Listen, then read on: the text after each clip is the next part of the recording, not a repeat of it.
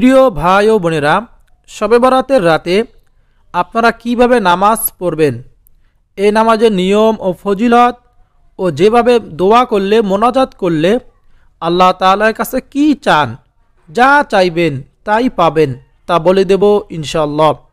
মোনাজাত করার সঠিক নিয়ম আপনাদেরকে বলে দেব। আপনারা আল্লাহ তাআলার কাছে যা চাইবেন মোনাজাত করি, এভাবে দোয়া করি, আল্লাহ তাআলা তাই আপনাকে দান করবেন। প্রিয় দর্শক শ্রোতা, আমার বানানো কথা নয়, মহান আল্লাহ তাআলার কাছে কিভাবে প্রার্থনা করলে সেটি গ্রহণযোগ্য হবে, কিভাবে দোয়া মোনাজাত করলে গ্রহণযোগ্য হবে, আল্লাহ তাআলা কবুল করবেন সঙ্গে সঙ্গে, নবীজি সাল্লাল্লাহু আলাইহি সাল্লাম সেটি আমাদেরকে শিখিয়ে দিয়েছেন, শুনিয়ে দিয়েছেন। রাতের ইবাদত ও দোয়া আল্লাহ তাআলার কাছে অনেক মর্যাদা ও সম্মানের। রাতের দোয়া ও ইবাদতে তাওহীদের সাক্ষ্য দিয়ে মহান আল্লাহ তাআলার কাছে দোয়া করলে সে দোয়া আল্লাহ তাআলা ফেরত দেন না, সঙ্গে সঙ্গে কবুল করেন। বান্দার সব দোয়া আল্লাহ তাআলা কবুল করে নেন। হাদিসে এসেছে, রাসূলুল্লাহ সাল্লাল্লাহু আলাইহি ওয়াসাল্লাম বলেছেন, যখন তোমাদের কেউ রাতে জেগে আল্লাহ তাআলার কাছে দোয়া করে, যখন তোমাদের কেউ রাত জেগে আল্লাহ তাআলার কাছে দোয়া করে, আল্লাহ তাআলা তার দোয়া কবুল করেন। আর যদি ওই ব্যক্তি উজু করে এবং নামাজ আদায় করে, তবে সে নামাজও কবুল করা হয়। বুখারী মিশকাত শরীফের হাদিস। প্রিয় দর্শক শ্রোতা, এমন একটি দোয়া আছে, রাতে দোয়াটি পাঠ করে আপনি আল্লাহ তাআলার কাছে যা চাইবেন আল্লাহ তাআলা তাই আপনাকে দান করবেন।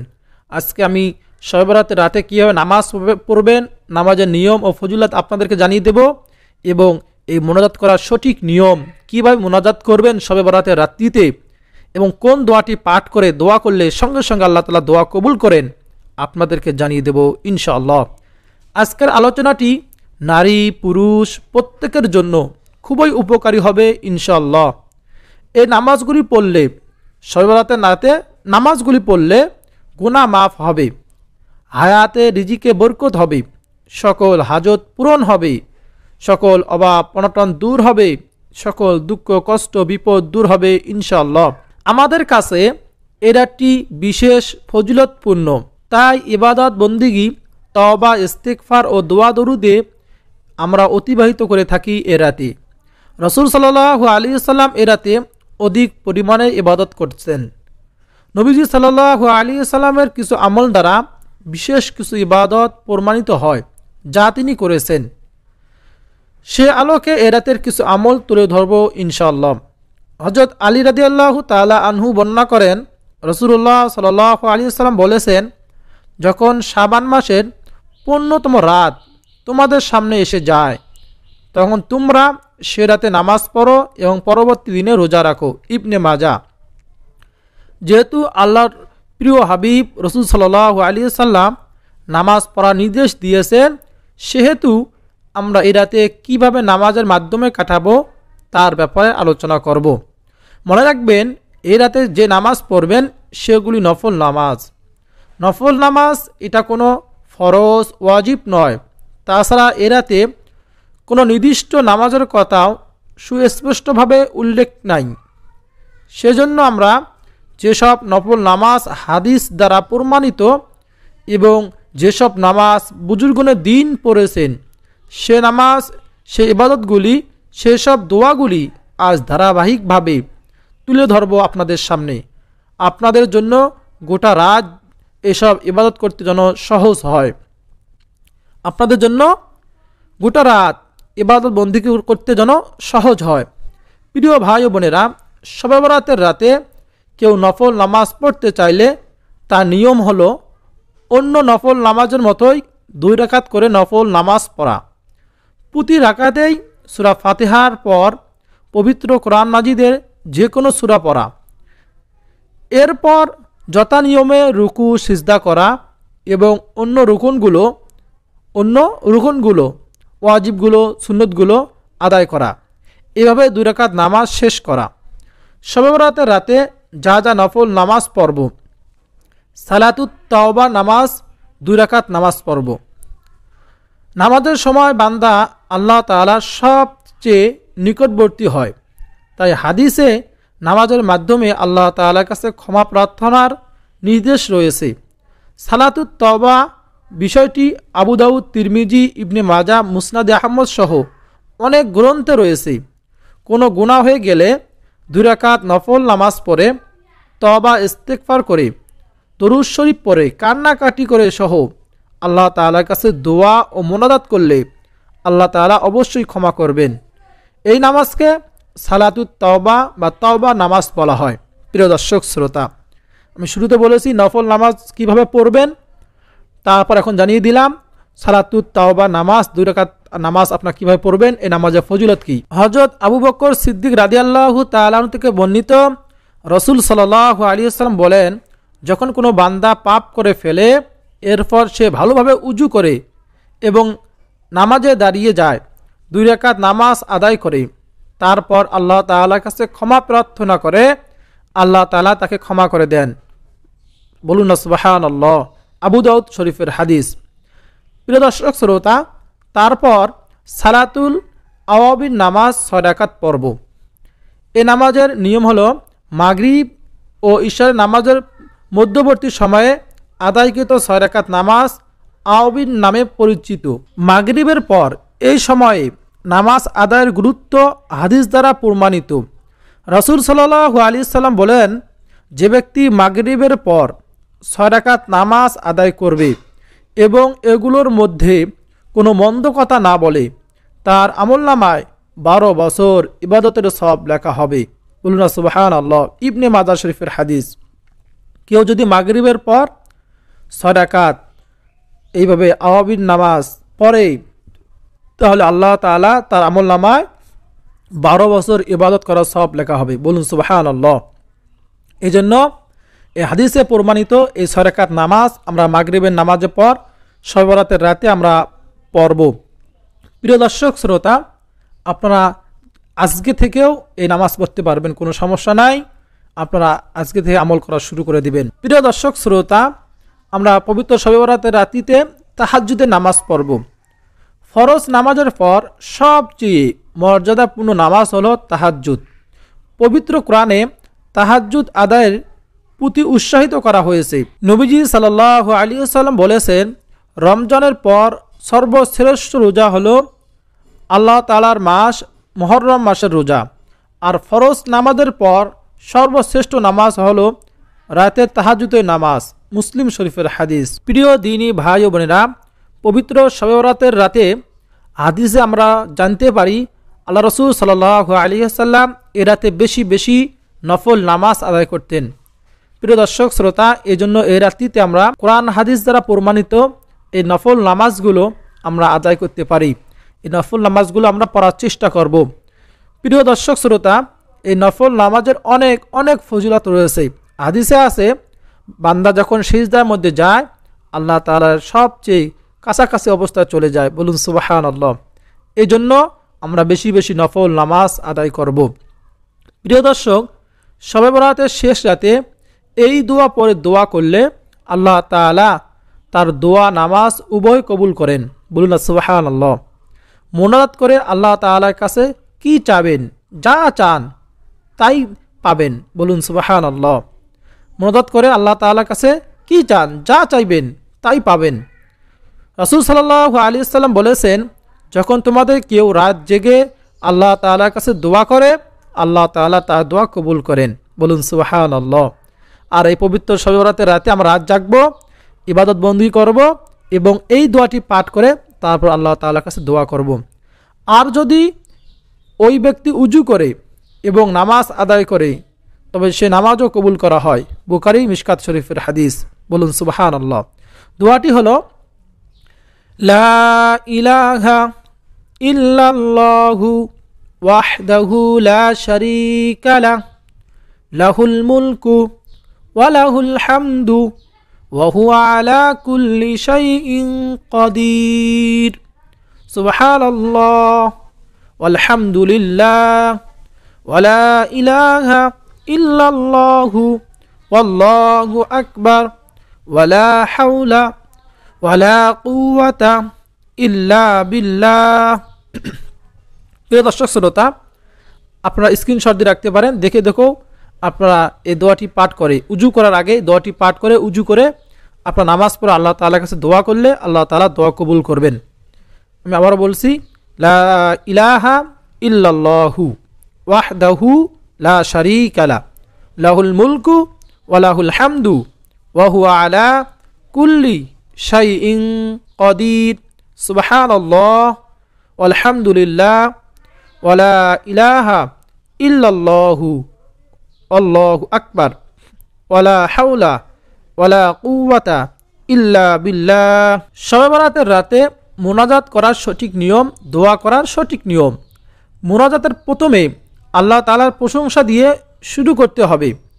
এই বলে আল্লাহ তাআলার প্রশংসা করা যেতে পারে, আলহামদুলিল্লাহ হামদান কাসীরান তাইয়িবান মুবারাকান ফীহ, আলহামদুলিল্লাহি হামদান কাসীরান তাইয়িবান মুবারাকান ফীহ।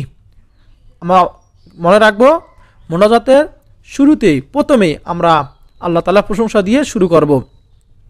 অর্থ হলো সমস্ত প্রশংসা আল্লাহ তাআলার জন্য, যিনি প্রশংসা পবিত্রতা ও বরকতপূর্ণ। বলুন সুবহানাল্লাহ। অথবা এটা বলে আল্লাহ তাআলার প্রশংসা করা যেতে পারে, আলহামদুলিল্লাহি রাব্বিল আলামিন। অর্থ সমস্ত প্রশংসা আল্লাহ তাআলার জন্য, যিনি জগৎ সমূহের প্রতিপালক।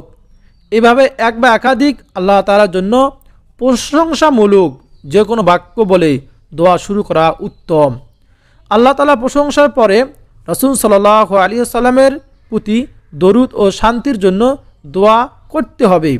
ছোট বড় যে কোনো দরুদ পড়া যাবে, আপনার যেটা ভালো লাগে। সর্বোত্তম দরুদ হচ্ছে দরুদ ইব্রাহিম।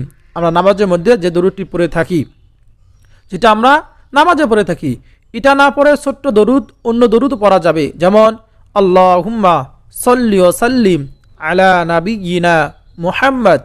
অর্থ হলো, হে আল্লাহ, আপনি আমাদের নবী মুহাম্মদ সাল্লাল্লাহু আলাইহি ওয়াসাল্লামের উপর সালাত ও সালাম বর্ষণ করুন। বলুন সুবহানাল্লাহ। একদিন রাসূল সাল্লাল্লাহু আলাইহি ওয়াসাল্লাম দেখলেন এক ব্যক্তি দোয়া করছে, কিন্তু সে দোয়াতে আল্লাহ তাআলা প্রশংসা ও রাসূলের প্রতি দরুদ পাঠ করেননি। রাসূল সাল্লাল্লাহু আলাইহি ওয়াসাল্লাম তাকে লক্ষ্য করে বললেন, সে তাড়াহুড়া করেছে। অতঃপর সে আবার প্রার্থনা করল। রাসূল সাল্লাল্লাহু আলাইহি ওয়াসাল্লাম তাকে অথবা অন্যকে বললেন, যখন তোমাদের কেউ দোয়া করে তখন সে যেন প্রথমে আল্লাহ তাআলা প্রশংসা ও তার গুণগান দিয়ে দোয়া শুরু করে, অতঃপর রাসূলের প্রতি দরুদ পাঠ করে, এরপর তার যা ইচ্ছা আল্লাহ তাআলার কাছে প্রার্থনা করে। আবু দাউদ তিরমিজি শরীফের হাদিস। এরপরে নিজের জন্য পছন্দ মতো, নিজের জন্য বা অন্যের জন্য, দুনিয়া বা আখিরাতের যে কোনো কল্যাণের জন্য দোয়া করতে হবে। প্রথমে নিজের গুনাহ মাফের জন্য, নিজের কল্যাণের জন্য দোয়া করে, এরপর বাবা মা, পরিবার, আত্মীয় স্বজন ও অন্য মুসলমানদের জন্য দোয়া করা ভালো। সব চাইতে কম কথায় সব চাইতে বেশি প্রার্থনা করার এই দোয়াগুলো রাসূল সাল্লাল্লাহু আলাইহি সাল্লামের কাছে খুব বেশি করতেন। রাসূল সাল্লাল্লাহু আলাইহি সাল্লাম খুব বেশি করতেন। নবী সাল্লাল্লাহু আলাইহি সাল্লাম এর অধিকাংশ দোয়া হতো, রব্বানা আতিনা ফিদ দুনিয়া হাসানা ওয়া ফিল আখিরাতি হাসানা ওয়া কিনা আযাবান নার। নবী করিম সাল্লাল্লাহু আলাইহি সাল্লাম অধিকাংশ সময় এই দোয়াগুলো পাঠ করতেন। কোরআনের মধ্যে বর্ণিত রয়েছে এই দোয়াগুলো। আমরা শবে বরাতের রাতে মোনাজাতের মধ্যে আমরা এই দোয়াগুলো পাঠ করব।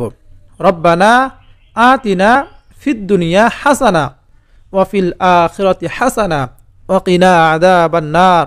অর্থ, হে আমার প্রভু, আমাদেরকে দুনিয়াতেও যা কল্যাণকর, পরকালে যা কল্যাণকর তা দান করুন, আমাদেরকে আগুনের আযাব থেকে রক্ষা করুন। সূরা বাকারা আয়াত 201।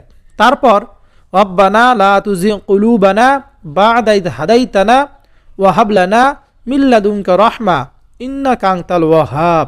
আমরা এই দোয়াটি পাঠ করতে পারি। অর্থ হলো, হে আমাদের প্রভু, আপনি আমাদের হেদায়েত করার পর আমাদের অন্তর যেন সত্য থেকে বিচ্যুত না হয় এবং আপনার পক্ষ থেকে আমাদের রহমত দান করুন, নিশ্চয় আপনি দাতা। সূরা আলে ইমরান আয়াত 8। তারপর রব্বানা ইন্নানা আমান্না ফাগফির লানা যুনুবানা ওয়া কিনা আযাবান্নার। আপনারা বাংলা দেখে দেখে মুখস্থ করে নেবেন। অর্থ হলো, আমাদের প্রভু, আমরা অবশ্যই ঈমান এনেছি, কাজেই আমাদের পাপ ক্ষমা করুন এবং আমাদের আগুনের শাস্তি থেকে রক্ষা করুন। সূরা আলে ইমরান আয়াত 16। তারপর বাবা মার জন্য দোয়া করব আমরা এইভাবে, রব্বিরহামহুমা কামা রব্বায়ানি সগীরা, রব্বিরহামহুমা কামা রব্বায়ানি সগীরা। অর্থ হলো, হে আমাদের পালনকর্তা, তাদের উভয়ের প্রতি দয়া করো যেভাবে তারা আমাকে শৈশবে পালন করেছেন। বলুন সুবহানাল্লাহ। প্রিয় দর্শক শ্রোতা, এইভাবে আমরা আল্লাহ তাআলার কাছে দোয়া করব। শুরুতে আল্লাহ তাআলার প্রশংসা করব, রাসূল সাল্লাল্লাহু আলাইহি ওয়াসাল্লামের দরুদ পাঠ করব, তারপর দোয়া শুরু করব। দোয়ার মধ্যে আমরা এই গুরুত্বপূর্ণ রাসূল সাল্লাল্লাহু আলাইহি ওয়াসাল্লাম অধিকাংশ সময় মোনাজাতের মধ্যে দোয়াগুলো পাঠ করতেন, আমরা ওই দোয়াগুলো পাঠ করব। কম কথায় বেশি ফজিলতপূর্ণ দোয়া। প্রিয় দর্শক শ্রোতা, আপনারা যে পড়তে না পারেন কোনো সমস্যা নেই, নিজের ভাষায় আপনি যেভাবে বলতে পারেন বাংলাতে আল্লাহ তাআলার কাছে আপনারা চাইবেন, কান্নাকাটি করবেন, আল্লাহ তাআলার কাছে যা চাইবেন এই রাতে আল্লাহ তাআলা আপনাকে তাই দান করবেন। বলুন সুবহানাল্লাহ। তওবা ও ইস্তেগফার করা। আমাদের গুনাহ মাফে তওবার বিকল্প নেই। আমাদের নিজের গুনাহের কথা স্মরণ করে আল্লাহ তাআলার কাছে তা থেকে ফিরে আসার সিদ্ধান্ত নিয়ে ক্ষমা প্রার্থনা করা, তবে আল্লাহ তাআলা বান্দাকে ক্ষমা করে দেন। হাদিসে এসেছে, হযরত উসমান ইবনে আবিল আস রাদিয়াল্লাহু তাআলা আনহু বর্ণনা করেন, রাসূল সাল্লাল্লাহু আলাইহি ওয়াসাল্লাম বলেছেন, শাবানের 15তম রাতে আল্লাহ তাআলা এই বলে ডাকতে থাকেন, তোমাদের মাঝে কেউ আসো কি ক্ষমা প্রার্থী, তাকে আমি ক্ষমা করে দেব। আসো কি তোমাদের মাঝে কিছু চাইবার মতো কেউ, আমি তার সব চাহিদা পূরণ করে দেব। বলুন সুবহানাল্লাহ। এরপর রাসূল সাল্লাল্লাহু আলাইহি ওয়াসাল্লাম বলেন, এভাবে সব প্রার্থনাকারীর সব ধরনের বৈধ চাওয়াগুলো পূরণ করা হয়, কিন্তু বেবিচারী ও মুশরিকদের প্রার্থনা কবুল করা হয় না। শুধু দুই ব্যক্তির প্রার্থনা ছাড়া সকলের প্রার্থনা বৈধ চাওয়া পাওয়াগুলো পূরণ করা হয়। বলুন সুবহানাল্লাহ। প্রিয় দর্শক শ্রোতা, এই জন্য আল্লাহ তাআলার কাছে আমরা যদি চাইতে পারি চাওয়ার মতন, চোখের পানি ছেড়ে দিয়ে যা চাইবো আল্লাহ তাআলা তাই আমাদেরকে দান করবেন। আল্লাহ তাআলা আমাদেরকে পবিত্র শবে বরাতের রাতে বেশি বেশি ইবাদত বন্দিগির মাধ্যমে অতিবাহিত করার তৌফিক দান করুন। সারা বছর এই আমল অব্যাহত রাখার তৌফিক দান করুন। কোরআন সুন্নাহর উপর আমল করার তৌফিক দান করুন, আমিন। প্রিয় দর্শক শ্রোতা, এই ভিডিওটাকে লাইক দিয়ে কমেন্টে আমিন লিখে দোয়াতে শরীক থাকবেন, কেননা কে জানে যে কখন কার দোয়া আল্লাহ তাআলা কবুল করেন, কার আমিন আল্লাহ তাআলা কবুল হয়ে যায়, আল্লাহ তাআলা কবুল করেন। এজন্য আমরা কমেন্টে আমিন লিখবো, ভিডিওটাকে লাইক দেব এবং ভিডিওটি শেয়ার করব। আপনার মাধ্যমে যদি ভিডিওটি ছড়িয়ে পড়ে তাহলে যে আমল করবে আপনিও তার আমলের সবের অংশীদার হতে পারবেন। বলুন সুবহানাল্লাহ। প্রিয় দর্শক শ্রোতা, আজকে এই পর্যন্ত, দেখা হবে পরবর্তী কোনো ভিডিওতে। আপনাদের সকলের সুস্বাস্থ্য কামনা করে বিদায় নিচ্ছি। আসসালামু আলাইকুম ওয়া রাহমাতুল্লাহি ওয়া বারাকাতুহু।